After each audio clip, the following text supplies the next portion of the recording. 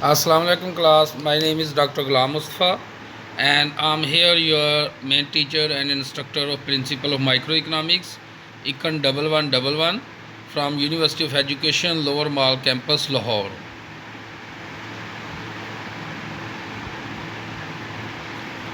Okay ji class, तो आज हम पढ़ेंगे मार्केट इक्विलिब्रियम क्या होता है, इक्विलिब्रियम प्राइस और क्वांटिटी क्या होती है, वही जो हम पिछले कर रहे हैं, चेंजेस इन सप्लाई और डिमांड एंड इक्विलिब्रियम के इसमें अगर चेंजेस आती है तो क्या होता है, ये आज हम के लेक्चर में पढ़ेंगे। और हम ये देखेंगे कि किस तरह मार्केट डिमांड जो होती है या जो हम इक्विलिब्रियम क्वांटिटी और इक्विलिब्रियम प्राइस जो होती है वो हम कहते हैं कि they are always in equilibrium. ये भी एक माइक्रो इकोनॉमिक्स का कोर कंसेप्ट है कि हाउ जो equilibrium always remain in equilibrium, ये भी आज के लेक्चर में हम कवर करेंगे। ये है जी, हमारे पास आता है मार्केट इक्विलिब्रियम। इसको अगर देखें कि हमने एक हाइपोथेटिकल एग्जांपल से किया था, बल्कि रियल वर्ल्ड एग्जांपल से किया था, नॉट हाइपोथेटिकल। हमने बात की थी कि जब हमने सप्लाई कर्व ड्रा की थी तो हमने ऑयल की एग्जांपल दी थी कि जब ऑयल जो है वो इंक्रीज़ या डिक्रीज़ होता है तो सऊदी अरेबिया या जो ऑयल प्रोड्यूसिंग कंट्रीज़ हैं उनके लिए इंसेंटिव होता है कि वो प्राइजेज़ जो है वो प्राइजेज़ के हिसाब से वो अपनी क्वांटिटी सप्लाई जो है वो इंक्रीज़ या डिक्रीज़ करते रहे।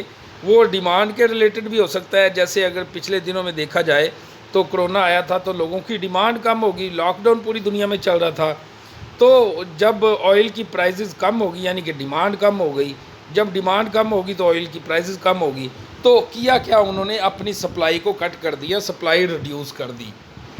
ऐसा हमें नज़र भी आया और हमने सप्लाई में ये देखा भी था कि सप्लाई जो है वो डायरेक्टली रिलेटेड टू प्राइस है, और जैसे जैसे प्राइस इंक्रीज़ करें supplier has the incentive to increase the supply, और इसी तरह डिमांड जो है वो क्वांटिटी डिमांडेड और प्राइस के दरमियान नेगेटिव रिलेशन है।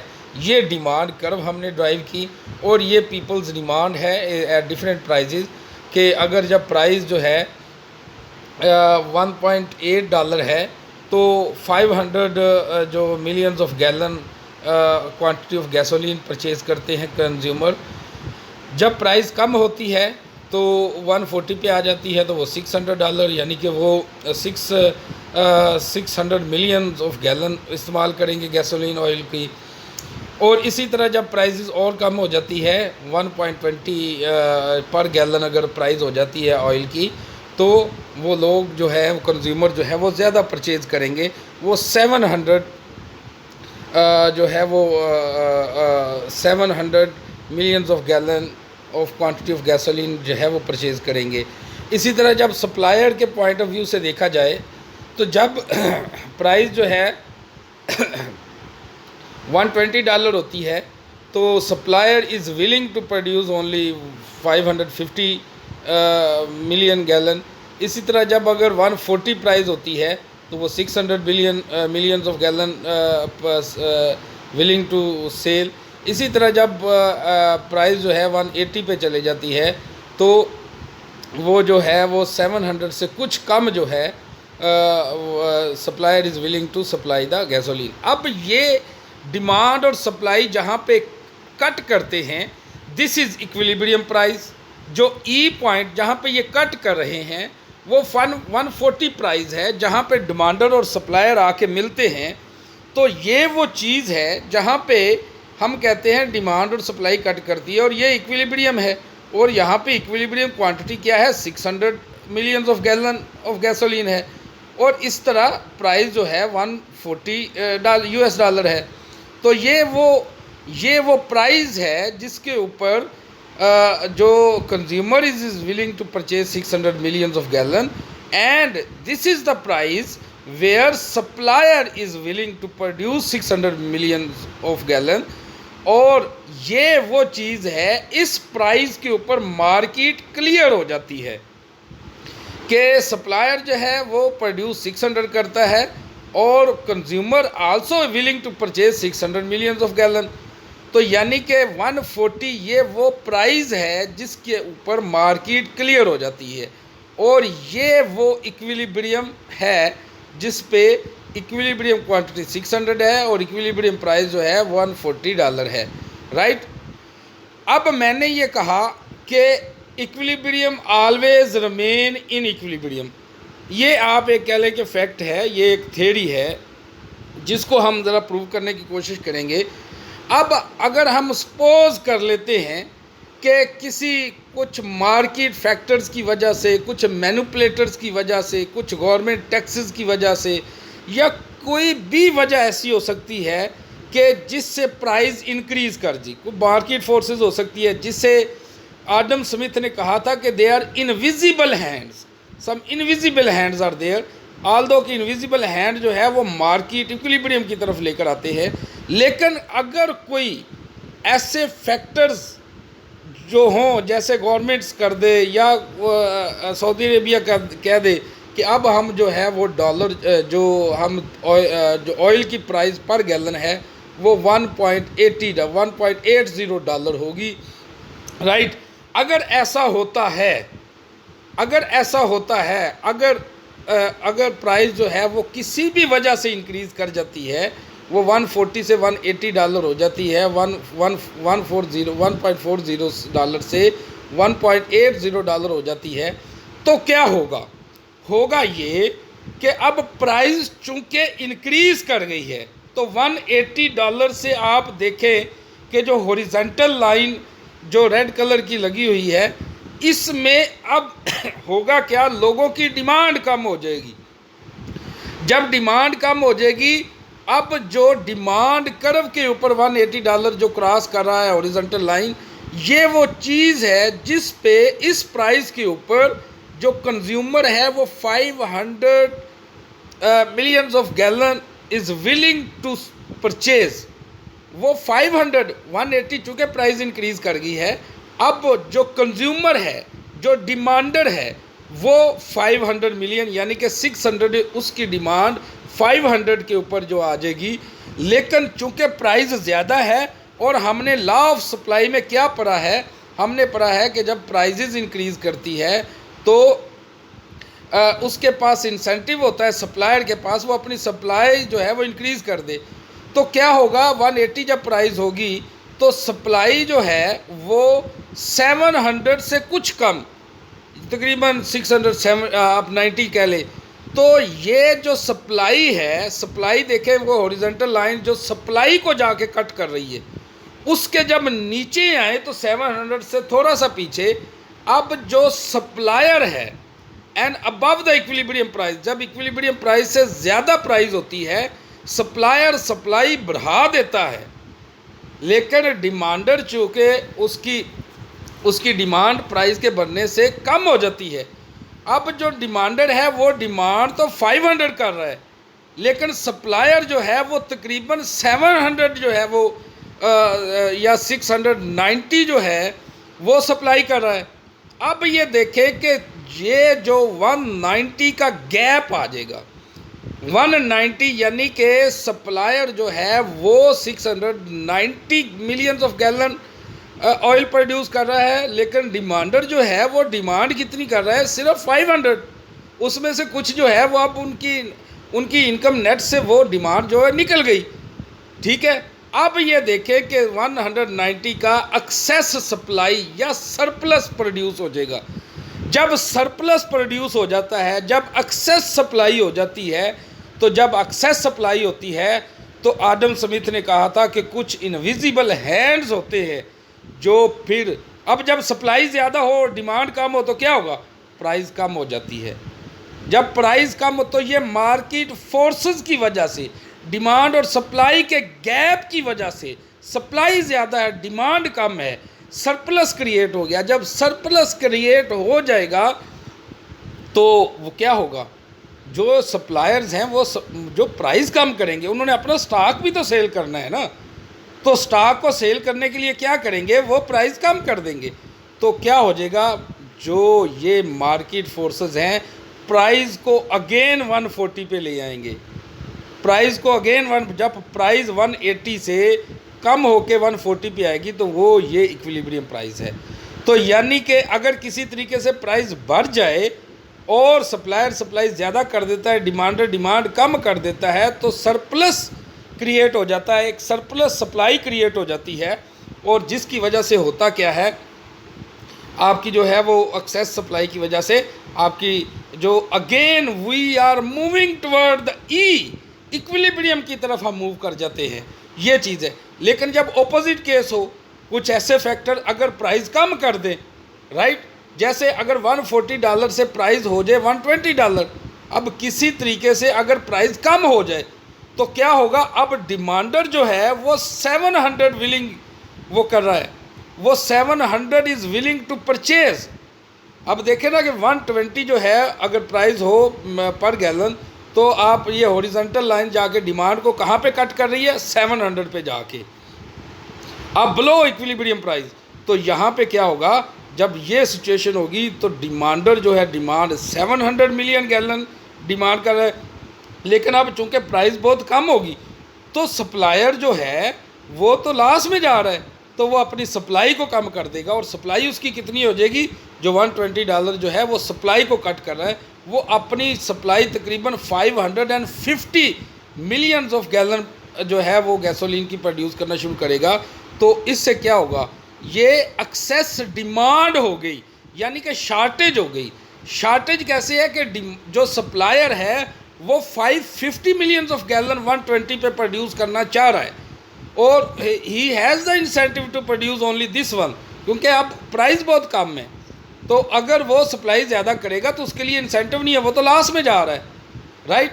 तो वो क्या करेगा, वो अपनी सप्लाई को कट कर देगा। तो वो कितना कट कर देगा, वो तकरीबन जहाँ पे सप्लाई को क्रॉस कर रहा है 120, वो तकरीबन 550 है, राइट। अब ये शार्टेज हो गई।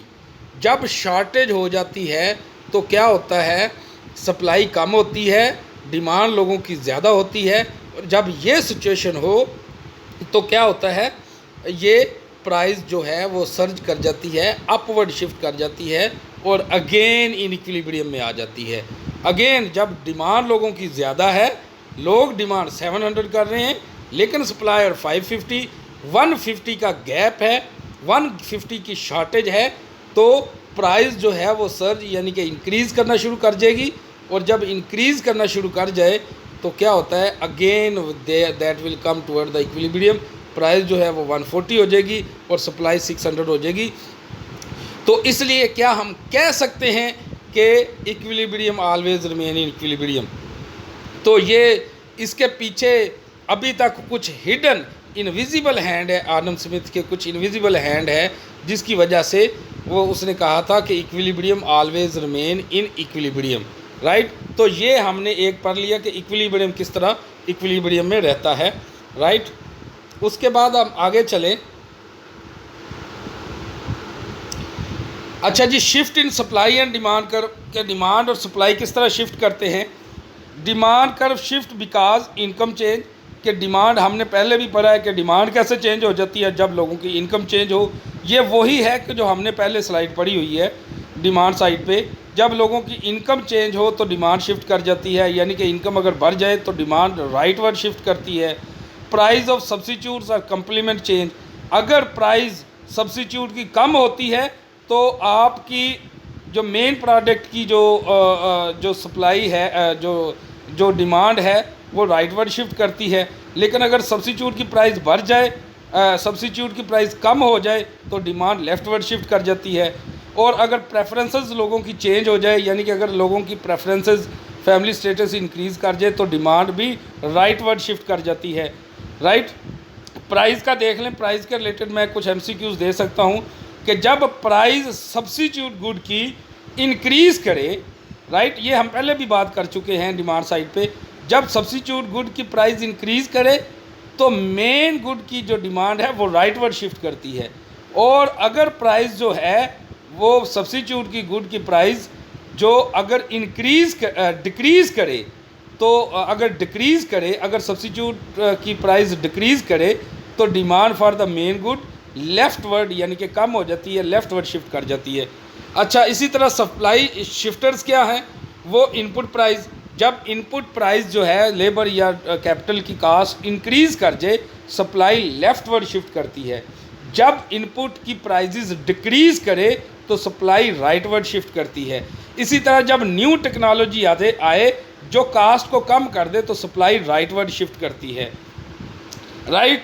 इस तरह नंबर ऑफ़ प्रोड्यूसर, अगर नंबर ऑफ़ प्रोड्यूसर बहुत ज़्यादा हो जाए तो भी क्या होता है, सप्लाई जो है वो राइटवर्ड शिफ्ट कर जाती है। जब ज़्यादा से ज़्यादा लोग और मार्केट में इंटर होते जाएं तो सप्लाई तो बहुत ज़्यादा जब नंबर ऑफ़ प्रोड्यूसर कम होना शुरू हो जाए, लोग कहते हैं इस बिज़नेस में कोई फ़ायदा नहीं, छोड़ते जाएं, सप्लाई कम होती जाती है। और जो इस दफ़ा काटन में देखने में आया है, लोग काटन क्रॉप्स को छोड़ते जा रहे हैं और इसकी सप्लाई जो है वो कम से कम होती जा रही है।